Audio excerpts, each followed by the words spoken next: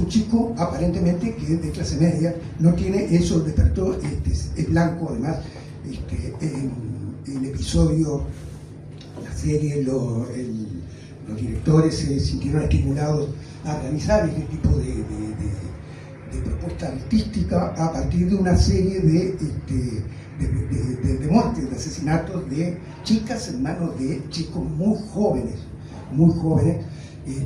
El caso más extraordinario, que las redes se encargaron de decir que la serie se basaba en ese, era un chico que no era blanco. Entonces ahí las redes empezaron a difamar la serie, porque planteaban que habían que era contra la raza blanca, la serie claramente políticamente motivado, pero en realidad no se trata, entonces no hay una diferencia étnica, no es un tema de clase social, no es un tema de abandono educativo, o sea, es un chico normal, un chico como que están caminando por acá, por el barrio. En Uruguay, una de las cosas para tratar de aterrizar, en Uruguay el tema de los femicidios, no, por ahora afortunadamente, no incluyen casos así tan extremos de esa edad. Son muy democráticos, la aberración de los crímenes basados en violencia de género, femicidio, son muy democráticos porque incluyen tanto a sectores populares como violencia de género en las clases sociales más altas, cruza a todas las edades. Y es un problema que no ha sido resuelto por los uruguayos. En ese sentido, una de las lecturas de la serie es decir, bueno, ¿qué está pasando con la violencia de género? ¿Qué está pasando con la violencia de género? En Uruguay, que a pesar de las leyes que hicimos, a pesar de los intentos que se han hecho de difundir otra forma de relacionarse, a pesar de las políticas públicas que se han desarrollado y las instituciones encargadas de atender el tema de la violencia de género, no se ha logrado, no ha logrado éxito, como si no da. Sigue siendo Uruguay uno de los países que más violencia de género tiene. Entonces eso es uno de los temas que a mí me parece que es importante. Yo decía, el tema de género incluye dos géneros, incluye más género, como a grandes rasgos, digo, mayoritariamente, es una relación interactiva. Yo creo que es una relación interactiva, profundamente interactiva. Obviamente una época de cambios, dicen algunos. Yo creo que más que una época de cambio, es un cambio de época, porque es un cambio civilizatorio profundo, que tiene que ver con la socialización, con la educación, con los roles de género. Las mujeres son aquellas que más se ven afectadas por el cambio de los roles de género, la salida al mercado laboral, la participación en los distintos planos de la sociedad, lo que se espera hoy en día de una mujer, que tiene que, además de ser exitosa en el plano de la vida, del mundo del trabajo, tiene que tener una carrera, tiene que además ir al gimnasio, tiene que mantenerse, no se le puede caer nada, al contrario, todo tiene que estar en su lugar, y además tiene que hacerse cargo de este caso de chicos, pero lo dejo para el segundo tema de la generación. El cambio de las mujeres implica un cambio en los hombres, lo digo a mí personalmente muchas veces, o sea, no puede haber un cambio en la mujer si no hay un cambio en los hombres. Y hay un gran desafío, es un gran desafío para los hombres poder acompasarse a lo que se espera de lo masculino en una época donde se revaloriza muchísimo el lugar de la mujer, el lugar que le corresponde a la mujer, y obviamente el lugar que le corresponde a la mujer es un lugar que antes estaba el hombre. Entonces es algo que es difícil manejar sin que el hombre está perdiendo determinados lugares. Los varones nos generan mucha incertidumbre, muchas veces saber qué es lo que uno tiene que hacer. Me ha pasado, después lo podemos, en la conversación podemos poner algunos ejemplos. Las mujeres, me traje el dato acá, el último censo dice que son el 53% de la jefatura del hogar. Y eso me sirve de introducción al segundo tema, que es las generaciones. ¿Sí? Cuando hablamos de la familia, acá dice, yo fui una buena madre, vos fuiste un buen padre. Un mensaje fuerte, fuimos buenos, le dedicamos tiempo, nos comprometimos, tratamos de dar continuación. Somos una familia, muchos de los análisis que se hacen, es una familia normal, uno puede ver la serie, es una familia normal, totalmente estructurada. No es una familia disfuncional, no hay alcoholismo, no hay al contrario, hay una evitación importante de la violencia, de la violencia a nivel doméstico. Lo dice el padre: yo no voy a criar a mi hijo de la misma manera que me criaron a mí, a los golpes, con la chancleta. Pero bien, no es una familia disfuncional. Otro de los rasgos que es interesante, porque eso lo hace complejo, era muy fragilizante decir el padre es un violento, lo que acaba a palo el gurí, y bueno, y el gurí tradujo eso a las relaciones de género, pero no está eso. Entonces la cosa se hace mucho más compleja, nos cuestiona muchísimo más. Yo decía, el 53% de los hogares son mujeres. ¿De qué familia estamos hablando? Yo cuando estudiaba me decía la familia, uno tenía bien claro que la familia, papá, mamá, los dos nenes. Hoy en día el 53% de los hogares tiene jefatura femenina del hogar. O sea, ya no se trata del jefe del hogar. El 17% de los hogares son unipersonales. Yo muchas veces he enseñado en facultad, bueno, lo que es lo normal, la desviación. ¿Qué es la desviación? Lo que se desvía de lo normal. Bueno, hoy la desviación es el hogar conformado con un matrimonio formal con los hijos. Eso es desviado. Porque lo normal pasa a ser la jefatura femenina del hogar, pasa a ser los hogares unipersonales, los distintos arreglos familiares. Los aparatos siempre son un medio, y lo que define su utilidad es cómo lo utilizamos. Digo esto para abrir el paraguas respecto de que acá se problematizan muchas cosas, y para no quedar lo que parezca un discurso un poco tanguero de todo tiempo pasado también fue mejor, y solo remarcar aspectos que la serie problematiza y que pueden ser de índole claramente negativa, pero yo creo que es importante problematizarlos. O sea que en verdad hay una parte, si se quiere, importante, que también habría que rescatar de los nuevos modos de comunicarse, de también el uso de la tecnología. La restricción del lenguaje, que es muy claro, que tiene que ver y está asociado claramente cómo estamos utilizando todos los aparatos, ¿no? Creo que no es patrimonio únicamente de los jóvenes, porque creo que los adultos estamos también un poco en ese mundo. Si bien la serie, lo hablábamos la otra vez que nos reunimos un poquito antes de esta instancia, hay una mirada adultocéntrica en la serie.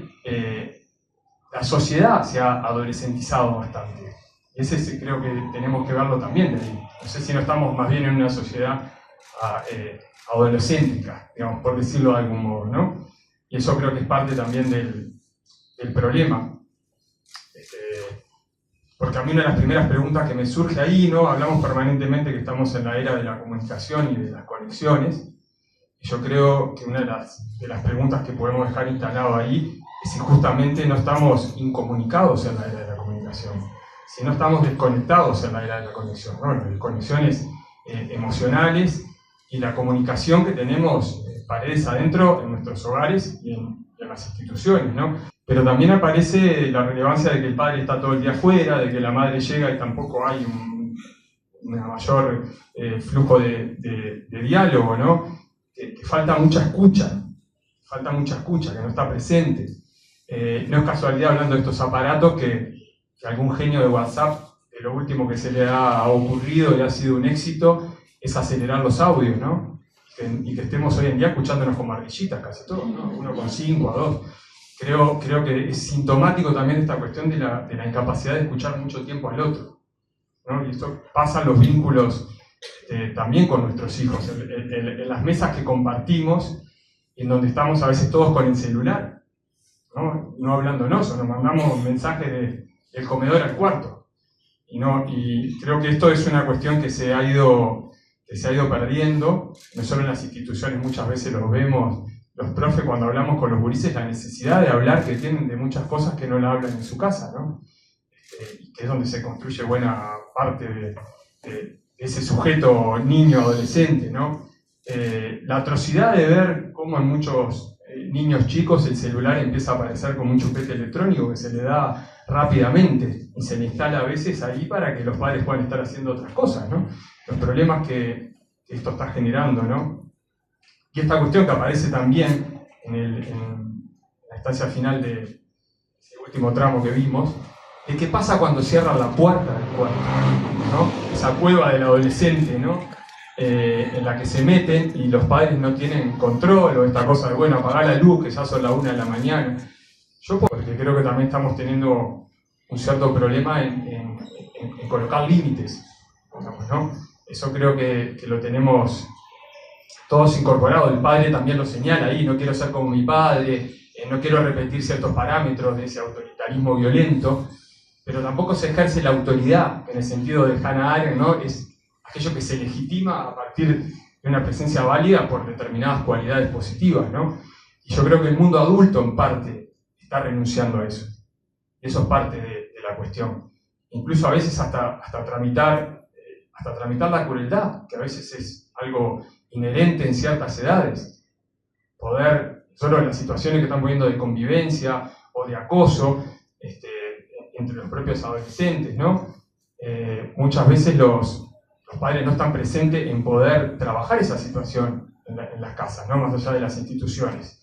El segundo es la crisis del modelo masculino. Yo creo que esto está muy presente en la serie, ¿no?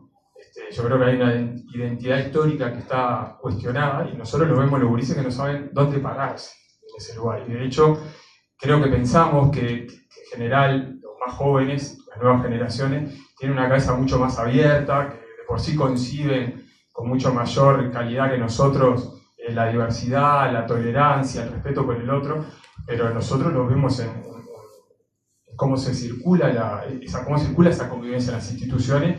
Y debo decir que esto está parcialmente presente. Hay claramente también discursos extremos en ese sentido. El varón, sobre todo, que no sabe dónde ubicarse, repite un discurso que cae en la misoginia, ¿no? Como vemos también que sucede con este chiquilín, ¿no? Que también no es un problema solo de género, porque, bueno, no sé si han visto todo de la serie, así que cometo algún spoiler, pero también en ese vínculo, recordemos que él es escrachado también en redes por la gurisa que también es protagonista de la serie, en donde también ella se repite de alguna manera los modelos de cierto comportamiento masculino que es esperado, ¿no? Que tiene que ver con la fuerza, con el éxito sexual, ¿no? Que es otro tema también que está tan presente, que nosotros lo vemos también en edades tan bajas, ¿no? Esa cuestión de aparecer en las redes para muchos gurises es ser. O sea, ser es aparecer aunque aparezcas como víctima o victimario. Entonces es brutal también las lógicas que se instalan ahí y la necesidad de poder dialogar en torno a eso, en nuestras instituciones educativas, donde en la mayoría los proyectos de centro ya están asociados a la convivencia, porque es el gran problema que tenemos, y al uso de las redes sociales, ¿no? Incluso por las situaciones de escrache que se dan de diversos tipos, ¿no? Que se utilizan en ese sentido. O sea, tenemos un problema claramente instalado. Y lo vemos en algunos personajes, incluso políticos, ¿no? Falta ver los discursos de personajes como Laje, como Milei, o sea, justamente cómo están instalando muchos de estos discursos que también representan en los gurises. Y si no, presten atención quiénes son más los seguidores o quienes han apoyado determinados movimientos políticos, se dan más en las nuevas generaciones que en otras generaciones, ¿no? Que incluso han asumido discursos violentos. Ya sobre lo último, me parece que son dos elementos a tener en cuenta y para abrir la discusión, esta cuestión de los padres desconcertados. Yo creo que tenemos ahí un gran problema, ¿no? Esta dificultad que estamos teniendo en educar en la era digital y en la horizontalidad. Estamos teniendo estos problemas que hablábamos, ¿no? Los problemas de límites, que también lo estamos viendo los profesores. Hay una complicación, porque el niño adolescente, de alguna manera, cuando él se encerró ya en ese cuarto y si bien los padres están presentes, hay una renuncia a saber qué pasó ahí. También hay una renuncia del sistema educativo, porque él vive un acoso permanente en la institución escolar, ¿no? Parece que nadie se entera o no sucede nada al respecto. También hay una escena con el hijo del policía donde le explica una serie de códigos que se manejan, ¿no? En redes que utilizan los adolescentes, y el padre, que es policía, que pareciera que debería estar desayunado de algunas cosas, no tenía ni la menor idea. O sea, entonces Y que yo, ahí hay una pregunta que me la hago también como padre y como educador, si nosotros a veces estamos renunciando al conflicto, porque me parece que tenemos que tener mucho más conflicto también, con un diálogo intergeneracional que es necesario, pero que implica necesariamente un conflicto. Porque creo que a veces tenemos cierto modo del relativismo en el cual suspendemos el juicio valorativo. Y eso me parece que está siendo un problema. Nosotros tenemos que ir al encuentro también desde el lugar de adulto.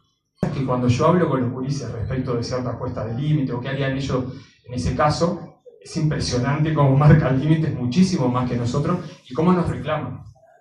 A los profesores que no ponemos límites, a sus padres que no ponen límites. Creo que es fundamental trabajar en relación a los problemas de salud mental que han crecido muchísimo, muchísimo. Que en las instituciones tengamos equipos multidisciplinarios. Necesitamos psicólogos, asistentes sociales, educadores que estén especializados también en problemas de aprendizaje. Muchas veces los docentes vamos a la guerra con un tenedor. Y también hay que trabajar en los territorios con las familias. Entonces me parece, coincido con Luis Eduardo, que en relación a esto se sale conversando, reflexionando, pero generando también políticas públicas entre todos. Me parece que eso es absolutamente importante. Gracias por la escucha.